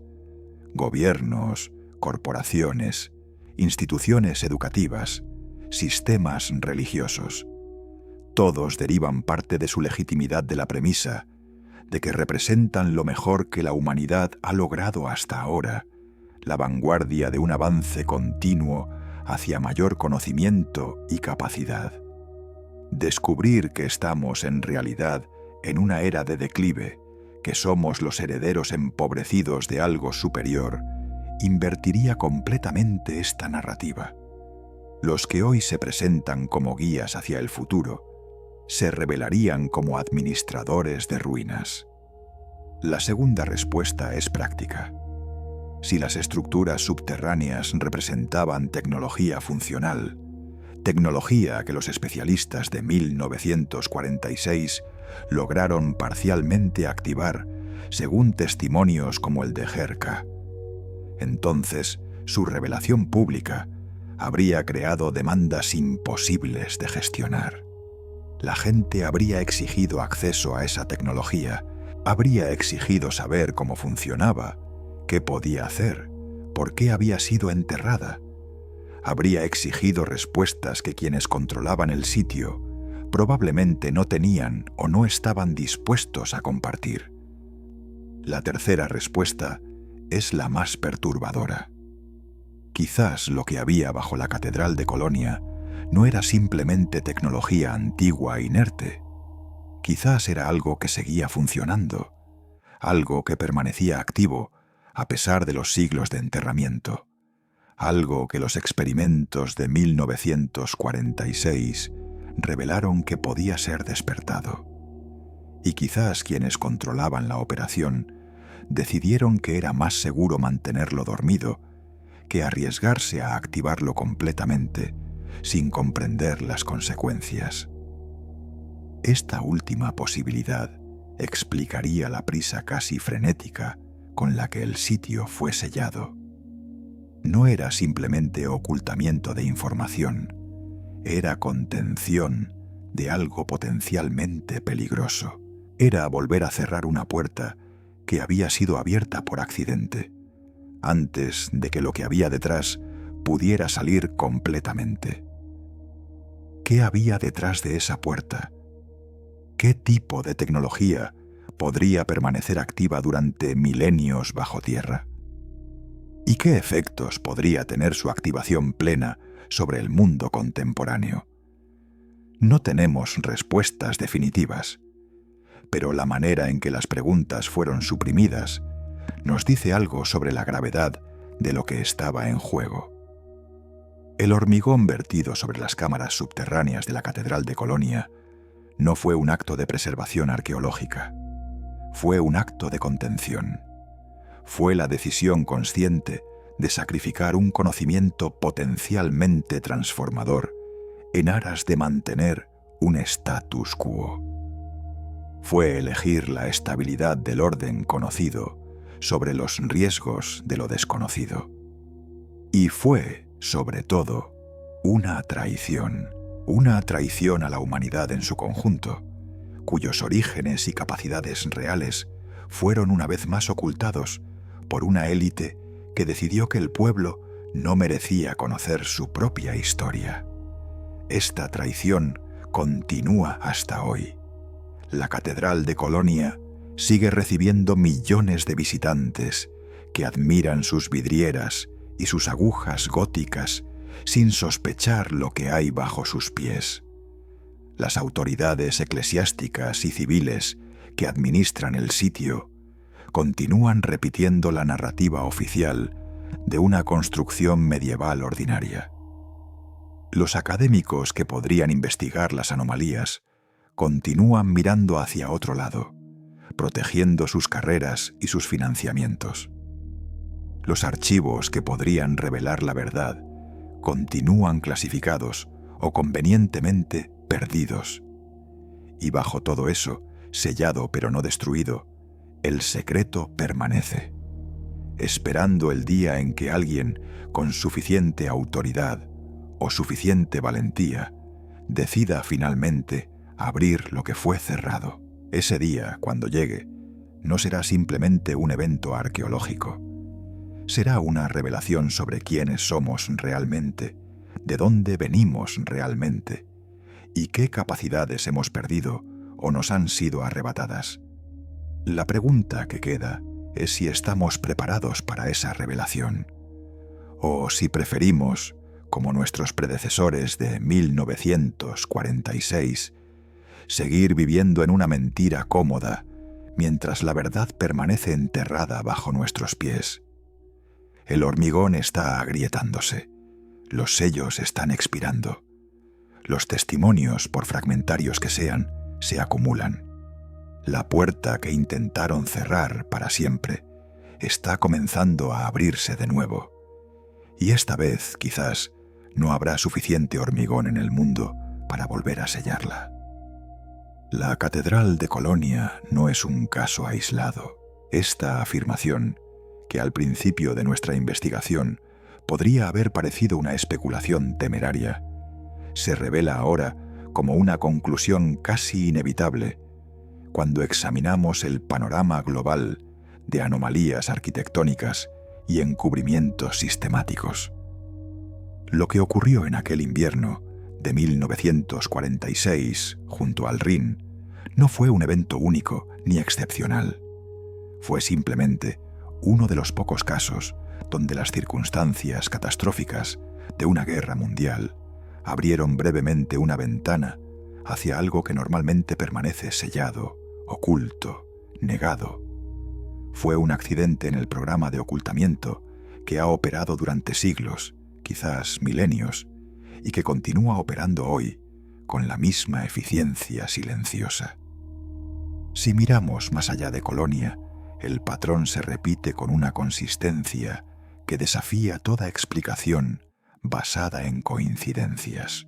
En cada continente, en cada civilización que consideramos antigua, encontramos las mismas anomalías. Estructuras cuya sofisticación excede las capacidades tecnológicas atribuidas a sus supuestos constructores, materiales cuya composición no puede replicarse con técnicas modernas, geometrías cuya precisión requeriría instrumentos que oficialmente no existían, y sobre todo, estratos arqueológicos invertidos que sugieren enterramientos deliberados más que acumulaciones naturales. Consideremos Notre Dame de París, esa otra catedral gótica que el mundo entero vio arder en abril de 2019. Cuando las llamas aún no se habían extinguido completamente, las autoridades francesas anunciaron restricciones sin precedentes para cualquier investigación independiente del sitio. Los trabajos de restauración fueron clasificados bajo protocolos de seguridad que excedían cualquier precedente para una obra de reconstrucción arquitectónica civil. Equipos de especialistas cuyas identidades y afiliaciones nunca fueron reveladas públicamente tomaron el control del subsuelo de la catedral, realizando excavaciones que oficialmente tenían como objetivo evaluar la estabilidad de los cimientos tras el incendio. Pero los pocos testimonios que han filtrado desde el interior de esas operaciones cuentan una historia diferente. Hablan de cámaras subterráneas previamente desconocidas, descubiertas cuando el calor del incendio provocó colapsos parciales en secciones del suelo. Hablan de túneles que se extendían en direcciones que no correspondían a ningún plano histórico conocido de la catedral. Hablan de hallazgos que fueron fotografiados, catalogados y removidos antes de que cualquier observador externo pudiera documentarlos. Y hablan con particular insistencia de órdenes explícitas de no discutir nada de lo observado con nadie fuera del equipo autorizado, bajo amenaza de consecuencias legales severas. ¿Qué encontraron bajo Notre Dame? Oficialmente, nada extraordinario. Solo los cimientos esperables de una catedral del siglo XII construida sobre capas anteriores de ocupación romana y galorromana. Pero esta explicación oficial contradice los testimonios filtrados, contradice el nivel de seguridad impuesto sobre las operaciones y contradice el patrón histórico de Notre Dame, que al igual que Colonia, ha sido objeto de múltiples restauraciones a lo largo de los siglos que convenientemente sellaron o modificaron secciones subterráneas del edificio. La conexión entre Notre Dame y Colonia no es solo temática, es geográfica. Ambas catedrales se encuentran situadas sobre antiguos asentamientos que la arqueología oficial reconoce como significativos, pero cuya profundidad real nunca ha sido completamente explorada. Ambas están ubicadas junto a grandes ríos, el Sena y el Rin, en puntos que representan cruces históricos de rutas comerciales y militares, y ambas, según investigadores independientes que han estudiado las alineaciones de estructuras monumentales europeas, forman parte de una red de puntos geográficos que exhiben relaciones geométricas precisas cuando se trazan sobre mapas de gran escala. Esta red, que algunos han llamado la cuadrícula tartaria, aunque el nombre es objeto de debate, conecta las grandes catedrales de Europa con otros sitios monumentales, de maneras que no pueden explicarse por decisiones de planificación medieval documentadas. Las distancias entre ciertos puntos corresponden a proporciones matemáticas específicas. Los ángulos formados por líneas que conectan estos sitios replican patrones geométricos que aparecen en tradiciones esotéricas antiguas. Las orientaciones de los edificios, cuando se analizan en conjunto más que individualmente, sugieren un diseño coordinado que trasciende fronteras nacionales y períodos históricos. ¿Quién podría haber planificado una red de tal escala? Ciertamente no los reinos medievales fragmentados que la historia oficial presenta como los constructores de estas catedrales. Ciertamente no gremios de canteros que, por muy hábiles que fueran, carecían de los conocimientos cartográficos y geodésicos necesarios para tales cálculos. La única explicación coherente es que los constructores medievales no diseñaron esta red, la heredaron. Recibieron instrucciones, planos, conocimientos transmitidos desde una fuente anterior sobre dónde y cómo construir, y edificaron sus catedrales sobre los cimientos de algo que ya existía, algo que formaba parte de un sistema más grande cuyo propósito original habían olvidado o nunca comprendido. Pero Europa no es el único continente donde este patrón se manifiesta. Crucemos el Atlántico y examinemos lo que la arqueología oficial prefiere no discutir sobre las Américas. En 1893, Chicago fue sede de la Exposición Universal Colombina, oficialmente una celebración del 4º centenario del viaje de Colón, pero también una demostración del poderío industrial y cultural de Estados Unidos ante el mundo. La exposición se desarrolló en un complejo de edificios monumentales, conocido como la Ciudad Blanca, estructuras de una magnificencia neoclásica que asombraron a los millones de visitantes que las contemplaron. La narrativa oficial sostiene que estos edificios fueron construidos específicamente para la exposición en un período de aproximadamente 2 años, que estaban hechos de materiales temporales como yeso y fibra sobre estructuras de acero, y que fueron demolidos poco después de la clausura del evento. Pero las fotografías de la época cuentan una historia diferente. Muestran edificios de una solidez y detalle que resultan incompatibles con construcciones temporales. Muestran multitudes diminutas frente a estructuras de proporciones colosales, cuya edificación en tan corto tiempo habría requerido un ejército de artesanos altamente especializados, trabajando las 24 horas del día. Muestran detalles ornamentales de una complejidad que escultores profesionales contemporáneos reconocen como imposibles de ejecutar en los plazos alegados. Y sobre todo, muestran los mismos patrones arquitectónicos, las mismas proporciones, los mismos elementos decorativos que aparecen en las estructuras antiguas de Europa, Asia y África. La explicación alternativa que ha ganado tracción en círculos de investigación no académica es que la Ciudad Blanca no fue construida para la exposición, fue desenterrada, o más precisamente, fue limpiada, restaurada y presentada al público como si fuera nueva, cuando en realidad era antigua, un vestigio de una civilización americana anterior que había sido deliberadamente borrada de la memoria histórica. Esta hipótesis explicaría la escala imposible de la construcción. Explicaría la coherencia estilística con tradiciones arquitectónicas supuestamente no relacionadas. Y explicaría por qué, tras la exposición, la Ciudad Blanca fue demolida con una prisa que muchos contemporáneos consideraron inexplicable, como si alguien quisiera asegurar que aquellas estructuras no pudieran ser estudiadas con detenimiento. Chicago no es un caso aislado en el continente americano.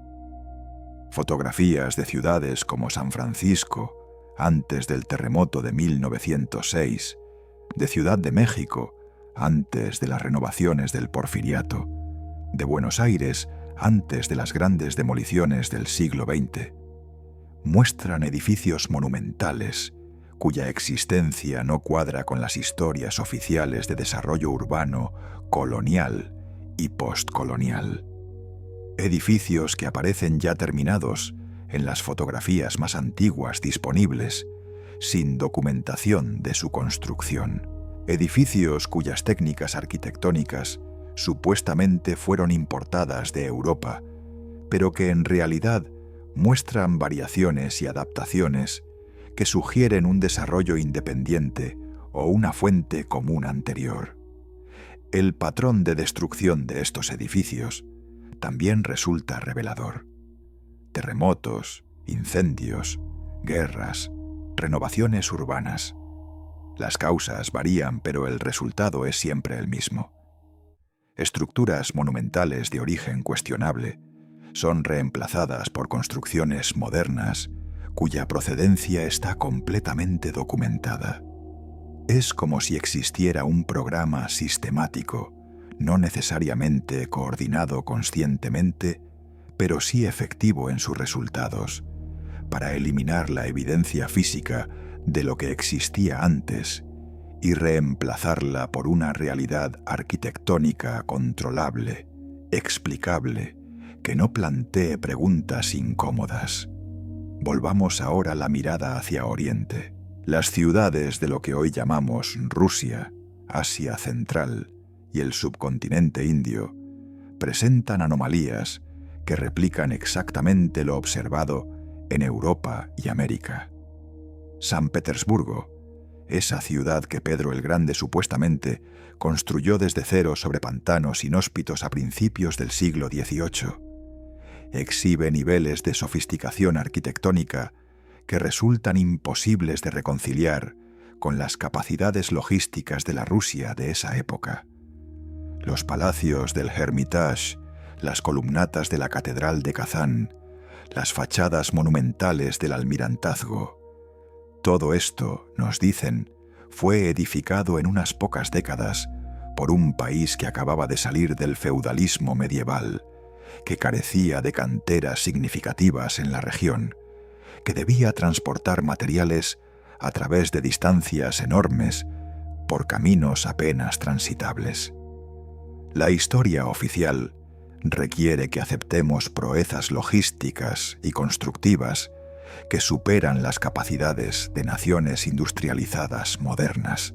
La explicación alternativa, que gana cada vez más adherentes entre investigadores rusos marginados por la Academia Oficial, es que Pedro el Grande no construyó San Petersburgo, la reclamó.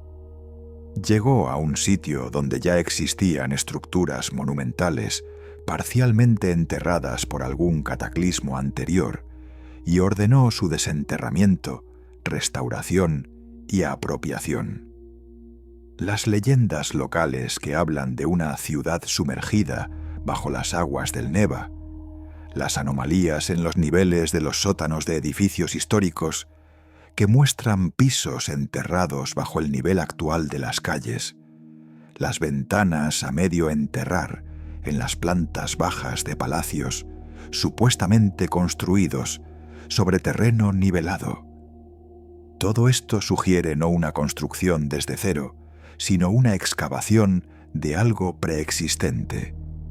Y aquí llegamos al corazón de lo que algunos investigadores llaman la teoría del gran reinicio, o en su formulación más específica, la hipótesis Tartaria. Tartaria es un nombre que aparece en mapas antiguos designando vastos territorios de Asia Central y del Norte que la cartografía moderna ha fragmentado en múltiples naciones. Para la historia oficial, Tartaria era simplemente un término geográfico vago, una designación genérica para territorios poco conocidos, habitados por pueblos nómadas. Pero una lectura más cuidadosa de los documentos de la época revela descripciones que no cuadran con esta caracterización. Viajeros europeos de los siglos XVI y XVII describen ciudades tartarias de una magnificencia que rivaliza con cualquier cosa existente en Europa. Describen infraestructuras, sistemas de gobierno, tecnologías que no corresponden a culturas nómadas primitivas. Y describen, de manera consistente, una percepción de que estas civilizaciones tartarias eran antiguas, mucho más antiguas que las civilizaciones europeas que creían estar explorando territorios vírgenes.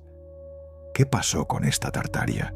La respuesta oficial es que nunca existió como civilización coherente, que las descripciones de los viajeros eran exageraciones o malentendidos. Pero la respuesta alternativa, la que emerge cuando se conectan los puntos entre excavaciones como la de Colonia, exposiciones como la de Chicago y ciudades como San Petersburgo, es mucho más perturbadora. Según esta hipótesis, existió una civilización global anterior, conocida por diversos nombres en diferentes tradiciones, pero que podemos llamar Tartaria por conveniencia, que alcanzó un nivel de desarrollo tecnológico superior al nuestro en ciertos aspectos. Esta civilización construyó las estructuras monumentales cuyos restos vemos por todo el mundo.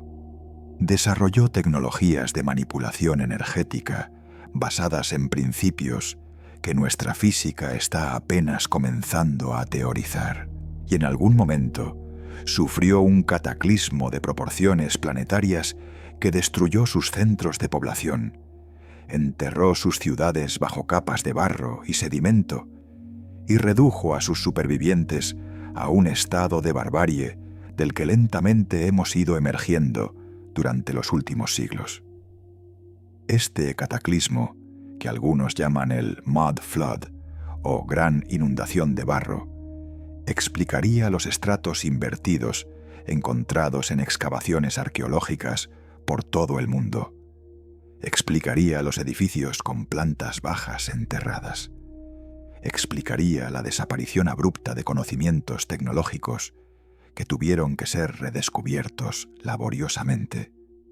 Y explicaría el esfuerzo sistemático de las élites posteriores al cataclismo por borrar la memoria de lo que existía antes, por reescribir la historia presentando las ruinas heredadas como construcciones propias, por enterrar cualquier evidencia que contradijera la narrativa de un progreso lineal desde la oscuridad hacia la luz. Bajo esta luz, lo que se encontró en la Catedral de Colonia en 1946 adquiere un significado completamente diferente. No era simplemente un sótano medieval interesante, ni unas ruinas romanas bien preservadas. Era un fragmento de la infraestructura tartaria, un nodo de la red energética global que alimentaba aquella civilización anterior. Los canales internos de los muros, las incrustaciones metálicas, el pozo central que descendía hacia profundidades inmensurables. Todo esto eran componentes de una tecnología diseñada para captar, almacenar y distribuir alguna forma de energía que nuestra ciencia actual no reconoce oficialmente. Las catedrales góticas, según esta interpretación, no fueron construidas por devotos medievales para gloria de Dios. Fueron adaptadas por supervivientes del cataclismo que ya no comprendían la tecnología que habían heredado, que reinterpretaron funciones técnicas como simbolismo religioso, que edificaron sus templos cristianos sobre y alrededor de estructuras cuyo propósito original habían olvidado. Los arbotantes que supuestamente sostienen los muros podrían haber sido originalmente conductores. Las agujas que apuntan hacia el cielo podrían haber sido antenas. Los rosetones que filtran la luz podrían haber sido interfaces para frecuencias que ya no sabemos percibir. Esta no es una teoría que pueda probarse con los métodos de la academia convencional, porque la academia convencional está diseñada específicamente para rechazar cualquier evidencia que contradiga sus premisas fundamentales. No es una cuestión de pruebas insuficientes, es una cuestión de paradigmas incompatibles. Quien acepta la historia oficial del progreso lineal desde el Paleolítico hasta la era espacial no puede simultáneamente aceptar la existencia de una civilización anterior más avanzada. Las dos narrativas son mutuamente excluyentes, y dado que toda la estructura de poder contemporánea se fundamenta en la primera narrativa, no existe ningún incentivo institucional para considerar seriamente la segunda. Pero los incentivos institucionales no determinan la verdad. Determinan lo que es conveniente creer, lo que es seguro afirmar, lo que no pone en riesgo carreras ni financiamientos. La verdad existe independientemente de lo que las instituciones prefieran reconocer, y la verdad está ahí, visible para quien tenga ojos para verla, en cada edificio antiguo cuya construcción no puede explicarse con las herramientas disponibles en su época, en cada estrato arqueológico que contradice la cronología aceptada, en cada archivo clasificado que oculta descubrimientos incómodos, lo que nos lleva a una reflexión más profunda sobre nuestra propia condición. Vivimos en las ruinas de algo que no comprendemos. Caminamos cada día sobre cimientos cuyo origen desconocemos. Habitamos estructuras cuya función original hemos olvidado. Utilizamos fragmentos de tecnologías ancestrales sin saber que son ancestrales. Nos enorgullecemos de nuestro progreso, de nuestros rascacielos de cristal y nuestros teléfonos inteligentes, sin percatarnos de que estamos reconstruyendo torpemente capacidades que alguna vez fueron ordinarias, redescubriendo principios que alguna vez fueron conocimiento común, reinventando ruedas que alguien antes que nosotros ya había perfeccionado. Esta no es una perspectiva humillante si se contempla correctamente. Es liberadora, porque sugiere que las limitaciones que creemos inherentes a la condición humana, la escasez energética, la dependencia de combustibles fósiles destructivos, la incapacidad de armonizar civilización con naturaleza, no son limitaciones absolutas, sino olvidos temporales. Alguna vez supimos hacer las cosas de otra manera, y si supimos una vez, podemos volver a saber. Pero esta liberación potencial es precisamente lo que amenaza a quienes se benefician del orden actual. La escasez no es solo una condición económica, es un instrumento de control. Si la energía fuera abundante y gratuita, si las tecnologías de construcción heredadas pudieran ser recuperadas, si el conocimiento perdido fuera restaurado, las estructuras de poder que dependen de la escasez artificial colapsarían. Los que controlan los recursos perderían su ventaja. Los que administran la ignorancia perderían su autoridad. Por eso el hormigón en los sótanos de Colonia. Por eso los archivos clasificados que nunca se desclasifican. Por eso la demolición sistemática de edificios que plantean preguntas incómodas. Por eso el ridículo organizado contra cualquiera que ose cuestionar la narrativa oficial. No es negligencia ni incompetencia, es política deliberada. Es la gestión cuidadosa de lo que se permite saber y lo que debe permanecer oculto. Pero ningún ocultamiento es perfecto. Las grietas aparecen, los testimonios sobreviven, las anomalías se acumulan hasta que ya no pueden ser ignoradas. Y cada generación que pasa, más personas despiertan a la posibilidad de que lo que les enseñaron en la escuela no era la verdad completa, ni siquiera una aproximación honesta a la verdad. El despertar es incómodo. Requiere abandonar certezas reconfortantes. Requiere aceptar que hemos sido engañados, no por malicia personal de nuestros maestros o padres, sino por un sistema de control informacional que los engañó a ellos primero. Requiere mirar el mundo con ojos nuevos, ojos que ven preguntas donde antes solo había respuestas aceptadas. Es un proceso doloroso, pero es también el único camino hacia una comprensión genuina de nuestra situación. Cuando salgas a la calle después de escuchar esto, te invito a mirar los edificios de otra manera. Mira las proporciones. Mira los detalles ornamentales. Mira los sótanos a medio enterrar, las ventanas que empiezan demasiado cerca del suelo, los niveles de calle que no corresponden con los niveles originales de construcción. Pregúntate quién construyó realmente lo que estás viendo. Pregúntate con qué herramientas, con qué conocimientos, con qué propósito. Y sobre todo, pregúntate por qué nunca antes te habías hecho estas preguntas. La Catedral de Colonia sigue ahí, imponente sobre el Rin, recibiendo a sus millones de visitantes anuales que encienden velas y admiran vidrieras y fotografían agujas góticas sin sospechar lo que hay bajo sus pies. El hormigón de 1946 sigue sellando cámaras que contienen respuestas a preguntas que la humanidad merece formular.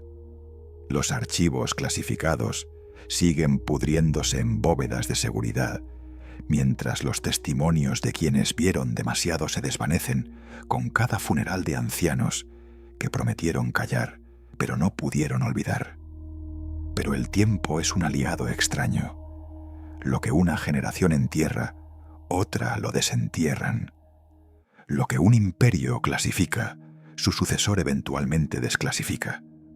Lo que una academia ridiculiza, la siguiente investiga seriamente. Los ciclos de ocultamiento y revelación han operado a lo largo de toda la historia documentada, y no hay razón para creer que el ciclo actual de ocultamiento sea el definitivo. Quizás no veremos en nuestra vida la apertura de las cámaras selladas bajo la Catedral de Colonia. Quizás no presenciaremos la desclasificación de los archivos de operaciones como la de 1946. Quizás los poderes que mantienen estos secretos lograrán prolongar su control algunas décadas más, quizás algunas generaciones más. Pero el secreto se debilita cada vez que alguien hace una pregunta incómoda. Se debilita cada vez que un investigador marginal conecta dos puntos que la Academia Oficial prefería mantener separados. Se debilita cada vez que un testigo rompe su silencio, aunque sea solo ante su familia, aunque sea solo en un lecho de muerte. Se debilita cada vez que alguien mira un edificio antiguo y en lugar de aceptar la explicación del guía turístico, se permite dudar. Las piedras hablan a quien sabe escuchar. Los estratos enterrados conservan su memoria, aunque nadie los visite en siglos. La verdad tiene una persistencia que supera cualquier esfuerzo de ocultamiento, porque la verdad no depende de que alguien la conozca para seguir siendo verdad. Simplemente espera, paciente, bajo capas de hormigón y sellos de clasificación, hasta que las circunstancias permiten su emergencia. Lo que ocurrió bajo la Catedral de Colonia en 1946 fue un accidente, un bombardeo de guerra que abrió una grieta hacia algo que debía permanecer cerrado. Quienes tenían el poder de decidir eligieron volver a cerrar esa grieta, y durante casi 8 décadas han mantenido su decisión. Pero los accidentes pueden repetirse. Otras guerras, otros terremotos, otros incendios, otras excavaciones autorizadas que encuentran más de lo esperado. Cada uno de estos eventos es una oportunidad para que la verdad emerja de nuevo. Y eventualmente, una de estas oportunidades no será desperdiciada. Eventualmente, alguien con la autoridad o la valentía suficiente decidirá que ya es hora de saber. Hasta ese día, nuestra tarea es mantener vivas las preguntas, documentar las anomalías, conectar los patrones, resistir el ridículo organizado que busca silenciar toda indagación heterodoxa y, sobre todo, mirar el mundo con la perplejidad que merece, con la humildad de reconocer que no sabemos tanto como creemos, con la curiosidad de quien sospecha que las respuestas más importantes son precisamente las que más esfuerzo se ha invertido en ocultarnos. La Catedral de Colonia guarda sus secretos bajo toneladas de hormigón y décadas de silencio institucional, pero los secretos no desean ser guardados eternamente. Los secretos desean ser revelados. Y los de Colonia, como los de Notre Dame, como los de San Petersburgo, como los de Chicago, como los de cada ciudad antigua sobre la Tierra, eventualmente encontrarán su camino hacia la luz. Mientras tanto, la próxima vez que visites una catedral, un palacio, cualquier edificio cuya antigüedad exceda tu comprensión, detente un momento. No mires solo hacia arriba, hacia las agujas y las bóvedas y los ventanales. Mira hacia abajo, hacia el suelo que pisas, y pregúntate qué hay debajo. Pregúntate qué encontrarían si excavaran. Pregúntate qué decisiones se tomarían si lo que encontraran contradijera todo lo que crees saber. Porque bajo cada superficie visible hay profundidades invisibles. Bajo cada historia oficial hay historias silenciadas. Bajo cada certeza cómoda hay preguntas incómodas esperando ser formuladas. Y bajo la Catedral de Colonia, sellado pero no olvidado, permanece un fragmento de verdad que algún día, cuando estemos preparados para recibirla, finalmente será revelado. Hasta entonces, seguimos caminando sobre misterios. Seguimos habitando ruinas cuyo significado desconocemos. Seguimos siendo los herederos amnésicos de algo más grande que nosotros mismos. Pero la amnesia no es permanente. Los recuerdos pueden recuperarse. Y el primer paso para recordar es aceptar que hemos olvidado. La Catedral de Colonia nos invita, silenciosamente, desde hace casi 800 años visibles, y quién sabe cuántos milenios invisibles, a dar ese primer paso. La pregunta es si estamos dispuestos a aceptar la invitación.